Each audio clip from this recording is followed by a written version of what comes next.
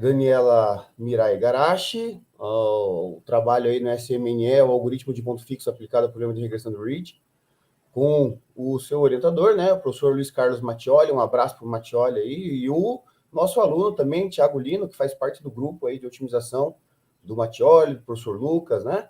Então, Dani, fica à vontade, apresente seu trabalho aí e seja bem-vindo ao SMNE 2021. Muito obrigada, professor. Bom dia, pessoal. Bom dia a todos. Que nem o professor falou, meu nome é Daniela, eu sou doutoranda do PPG-MNE e faço parte da linha de pesquisa de otimização teórica e aplicada. E hoje eu vou apresentar para vocês esse trabalho aqui, que são alguns resultados iniciais do trabalho que eu estou desenvolvendo. Então, o contexto no qual esse trabalho se insere é na solução de problemas a partir de dados. Então, como a gente poderia obter informações e conhecimento a partir de dados brutos, né? Construindo um modelo matemático que vai fazer uma aproximação da realidade. Dessa forma, a gente consegue fazer previsões e tomar decisões baseadas na informação obtidas nos dados, né? Nesse contexto, a notação utilizada na escrita do trabalho aqui nessa apresentação inclui uma matriz de dados N por P, que descreve as observações de um certo evento, né, em que N é o número de pontos, observações, e P representa o número de variáveis disponíveis para explicar o evento, que a gente chama também de atributos. Além disso, em boa parte dos problemas, nós também temos informações referentes ao resultado do evento, que é representado por esse vetor y da Rn, que é a variável resposta. O objetivo principal é, então, explicar os resultados de y por meio das variáveis explicativas em x, né? E encontrar uma aproximação que represente essa relação aqui, y é igual a f de x mais epsilon, em que f é uma função até então desconhecida e o epsilon é um termo de erro aleatório, né? Naturalmente, existem diversos métodos com o objetivo de estimar essa relação. A diferença entre as técnicas vai depender das hipóteses sobre os dados e esses métodos podem ser voltados a estimar a função f ou estimar os parâmetros de um certo modelo. De qualquer uma das formas, geralmente é necessário a otimização de uma função de erro, né, que é a diferença entre o valor real do vetor y e o aproximado pelo nosso modelo. E então, uma das formas mais simples de construir um modelo é supor que a relação entre as variáveis é linear, e o que nos leva ao método de regressão linear múltipla, né? Então, considerando esse modelo aqui, o estimador de mínimos quadrados beta, que pode ser obtido pela minimização da soma dos quadrados dos resíduos, definida aqui na expressão 1, né? Em que essa norma aqui é a norma euclidiana, e assim, assumindo que n é maior que p, né? Então, a nossa matriz tem mais linhas do que colunas, né? E x possua posto cheio, então a solução única para a expressão para o problema 1 é dada pela expressão 2, né? A inversa de x transposta x vezes x transposta y, né? Que é o estimador de mínimos quadrados. Porém, quando essa matriz x transposta x é mal condicionada, a gente tem que essa inversa aqui vai ser instável, e daí quando x não tem posto cheio, x transposta x aqui também não é inversível, e também conforme aumenta o número de colunas da matriz x, dado um certo valor n, a matriz x transposta x vai ficando cada vez mais condicionada, né? Então, uma alternativa foi a publicação por Hoare e Kennard do método de regressão Ridge, né? Então, nessa abordagem, a gente adiciona um parâmetro de regularização com o intuito de limitar o crescimento do beta, né? Ou seja, adiciona uma restrição ao tamanho dos coeficientes, de forma a minimizar essa expressão 3 aqui, né? Que é a norma de y menos x beta ao quadrado, mais lambda vezes a norma de beta ao quadrado, em que esse lambda é um parâmetro maior que zero, um parâmetro de regularização que vai ser determinado separadamente, né? Então, a solução do problema 3 vai ser dada aqui pelo estimador beta chapéu R, né? Que é a inversa de x transposta x, mais lambda da identidade vezes x transposta y, né? Então, observa-se que com a adição dessa penalidade quadrática, né, da norma de beta ao quadrado no problema, a diferença entre as duas expressões, entre as duas soluções, né, é a adição do termo lambda identidade na diagonal, lambda na diagonal principal da x transposta x antes de inverter ela, né, o que torna o problema não tão próximo de ser singular.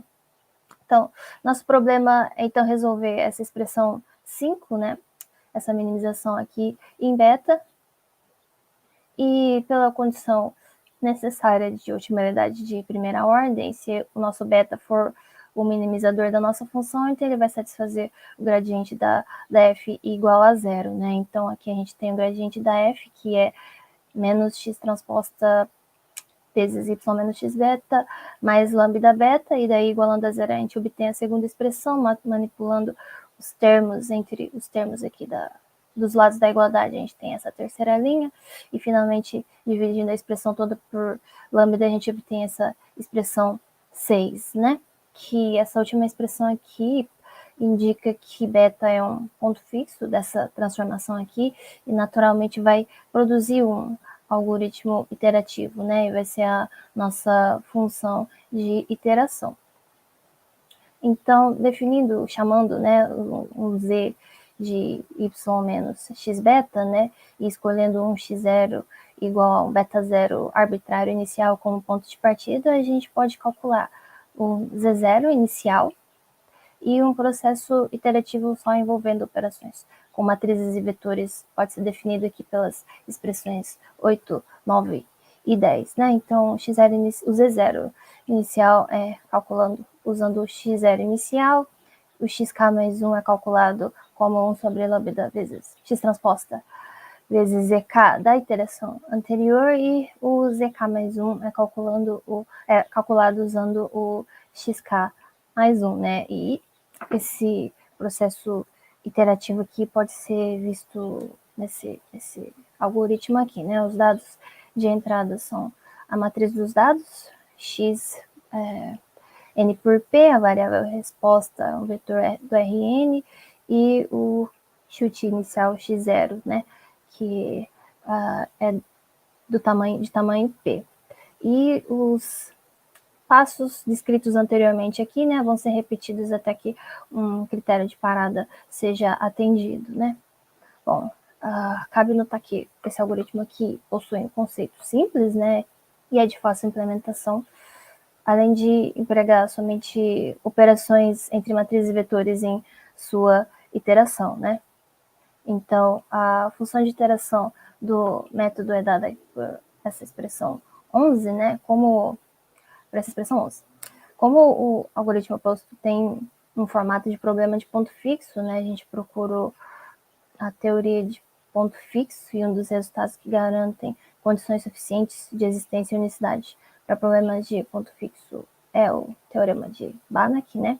Então, esse resultado se aplica a uma classe de aplicações chamadas de contrações, né? Então, para a gente ter uma contração, a gente tem um W espaço métrico e D uma métrica de distância, né? Então, uma aplicação T de W em W é chamada de contração se existe um alfa real menor que 1, tal que para todo x e y pertencentes em W, a gente tem essa expressão aqui, né?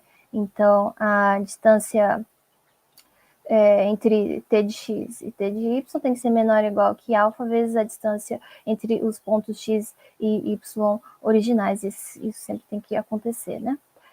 Então, o teorema de ponto fixo de Banach diz que se T é uma contração em W, então T tem precisamente um ponto fixo, né? Então, a gente vai mostrar que a função de iteração do nosso método proposto é uma contração. Então, a gente vai garantir a existência e unicidade do ponto fixo, né? Aqui a gente fez algumas contas, né? Mas, basicamente, a gente conseguiu mostrar que quando a gente pega a norma, né, aplicada a dois pontos U e V, a gente chega nessa expressão aqui, né? A norma de T de U menos T de V menor ou igual que a norma de menos 1 sobre lambda x transposta x, vezes a norma de U menos V, né? Que é bem parecido ali com a definição de contração. Então, se a gente chamar esse termo todo aqui, né, de alfa, e a gente puder fazer com que ele seja, né, menor, estiver entre 0 e 1, então a gente tem que a nossa função de iteração é uma contração, né? Isso vai ocorrer justamente quando a gente tem aqui, que é o nosso lambda, nosso parâmetro de regularização é maior que a norma de x transposta a x. Então, como essa matriz X aqui é dada pelo problema, né, e lambda é um problema, é um parâmetro que a gente pode escolher, então a gente sempre pode obter um valor para lambda, né, que faz com que a nossa função de iteração é uma contração, né? Então, existe esse ponto fixo e ele é único. Agora, sobre os experimentos numéricos, né, os testes foram executados no meu notebook pessoal, com a implementação em MATLAB, e daí foi implementado conforme eu descrevi anteriormente. O critério de parada vai ser dado por essa expressão aqui, né? A norma de xk menos xk mais 1, ser menor que uma tolerância de 10 a menos 6, ou até o número de 10.000 iterações ser atingido, né? Bom, a comparação foi feita com com essas funções aqui, esses métodos aqui. O gradiente conjugado, o min-res e o sim-lq foram usados para resolver esse sistema de equações lineares aqui, 14, que é a solução do estimador Reed, né? E aos resultados.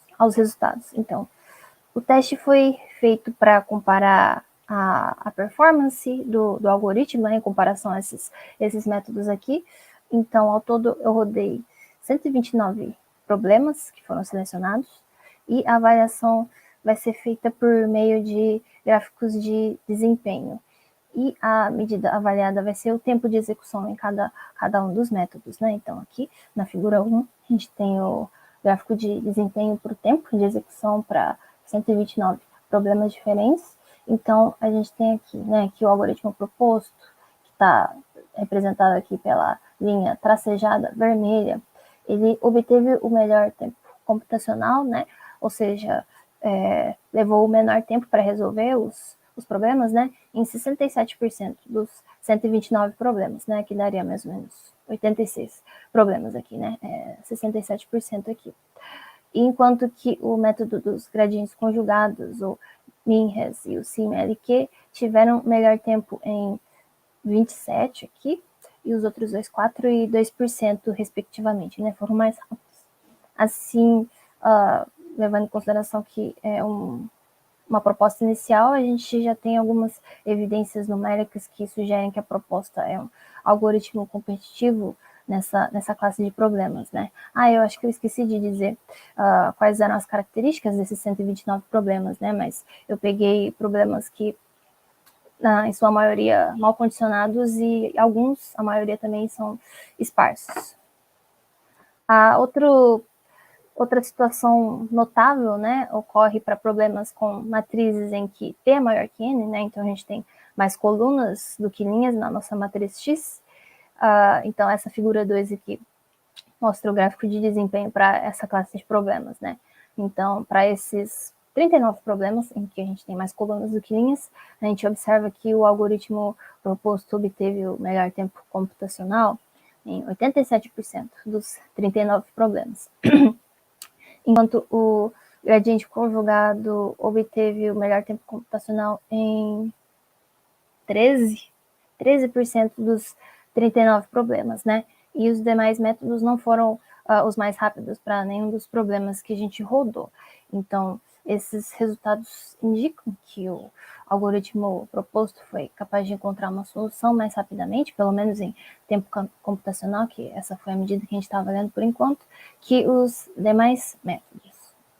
Então, só concluindo, né, nesse trabalho a gente está propondo um algoritmo para otimização de problemas de regressão Reed. O algoritmo é baseado no formato dos problemas, em que a manipulação do gradiente da função recai em uma expressão que é tratada como um problema de ponto fixo. Então, isso dá origem ao processo iterativo, né? O método foi aplicado inicialmente a problemas retirados de uma base de dados de forma que fossem mal condicionados. Então, os resultados dos experimentos de comparação do tempo indica que ele tem potencial na solução dessa classe de problemas, né? E também um ponto importante é em relação ao parâmetro de regularização da regressão RID, que para o nosso método a gente já tem mais ou menos como determinar qual vai ser o parâmetro, né? Ele tem que ser maior que a norma de x transposta x. Então, os agradecimentos, né, vão para o PPG-MNE pela oportunidade de estar aqui hoje, a CAPES pelo apoio financeiro e a todos vocês também, muito obrigada pela atenção. E é isso aí. A gente que agradece, Dani. Obrigado pela apresentação do trabalho, né? A gente vê aí o esforço, o empenho para conseguir desenvolver toda essa parte matemática aí. E é bom que a gente vai divulgando para a nossa comunidade, né? Que a gente tem a matemática aplicada e mostra que nós temos uma pesquisa bastante aprofundada nesses temas. Então, muito legal. Parabéns pelo trabalho, boa continuidade aí na sua pesquisa, tá? Então, Obrigada. vamos colocar